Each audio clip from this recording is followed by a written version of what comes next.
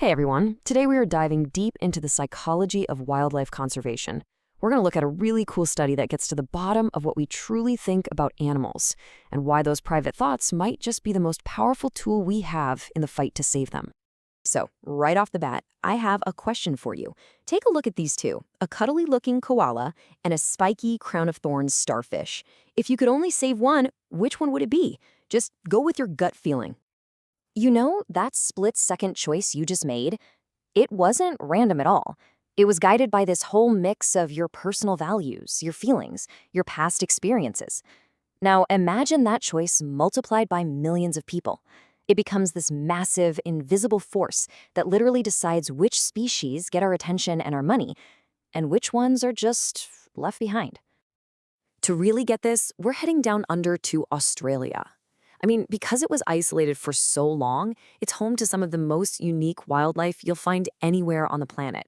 But the thing is, all that incredible biodiversity is under enormous pressure from us, from human development, and it's pushing so many species right to the edge.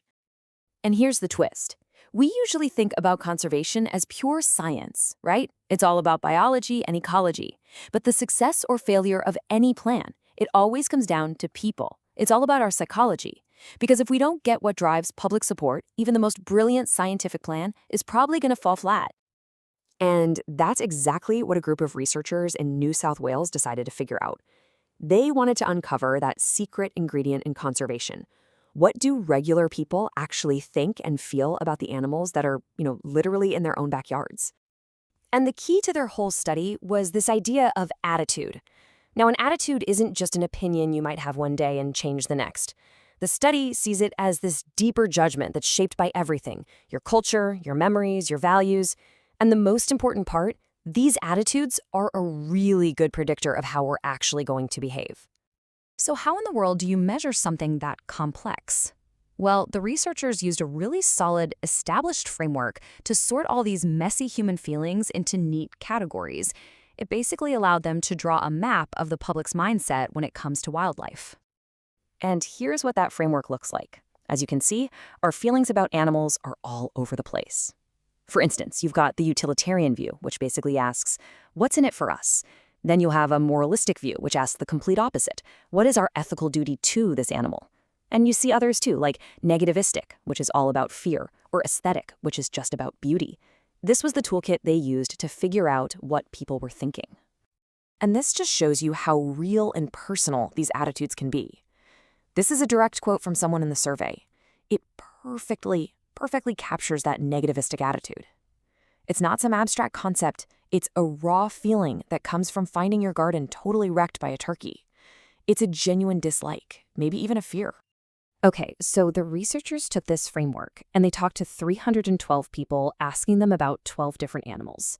Everything from the icons to the little-known critters. So let's see what they found out. And the results were, well, pretty clear on one thing.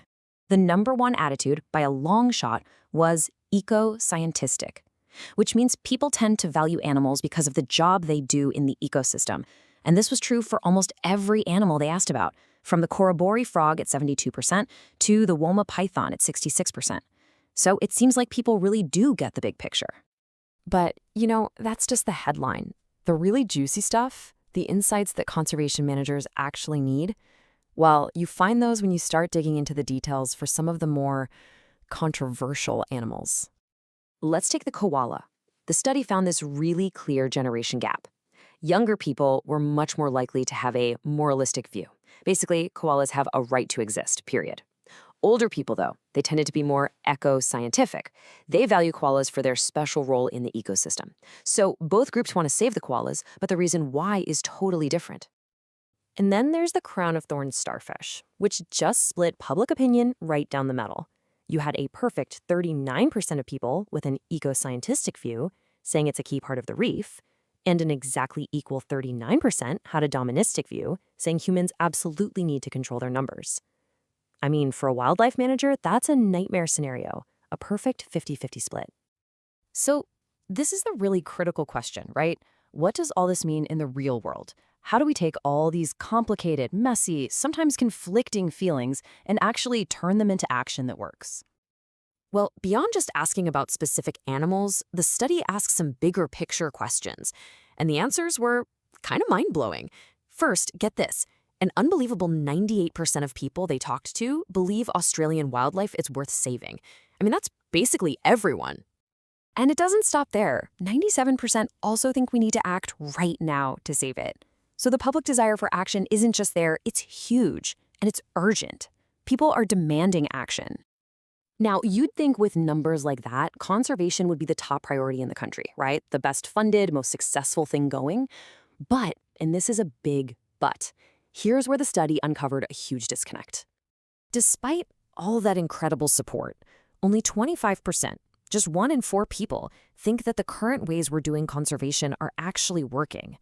Just let that sink in for a second. Nearly everyone wants to save wildlife, but 3/4 of them have zero faith in the system we have to do it. And that right there, that is the single most important takeaway from this whole thing. The problem isn't that people don't care. They care immensely. The problem is a crisis of faith, a crisis of trust in the very system that's supposed to protect the animals they love. And this is exactly why this kind of research is so critical. If you understand why a younger person wants to save a koala and how that's different from an older person, or why a whole town is divided over a starfish, then you can start to tailor your message, you can build trust, and you can design strategies that actually turn all that massive public support into real results. What this study makes crystal clear is that the will to act is there, in abundance. So the fundamental challenge for conservation isn't about trying to create that will out of thin air.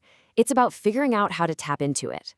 How do we build that bridge of trust between the passion people feel and the policies that actually work? That's the real question.